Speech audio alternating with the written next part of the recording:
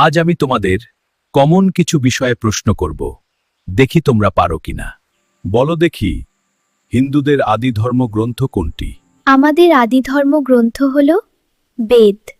বেদ কয়টি ও কি কি? বেদ 4টি: ঋগ্বেদ, সামবেদ, যজুর্বেদ ও অথর্ববেদ। বলো দেখি, উপনিষদ মোট কয়টি? উপনিষদ মোট 108টি।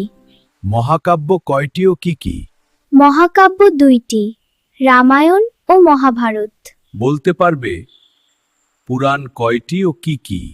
হ্যাঁ গুরুদেব, পুরাণ হল 18টি: ব্রহ্মপুরাণ, পদ্মপুরাণ, বিষ্ণুপুরাণ, শিবপুরাণ, ভাগবত পুরাণ, নারদীয় পুরাণ, মার্কণ্ডেয় পুরাণ, অগ্নিপুরাণ, ভবিষ্য পুরাণ, ব্রহ্মবৈবর্ত পুরাণ, লিঙ্গ পুরাণ, বরাহ পুরাণ, স্কন্দ পুরাণ, বামন পুরাণ, কুর্ম পুরাণ, মৎস্য পুরাণ, গরুড় পুরাণ ও ব্রহ্মাণ্ড পুরাণ।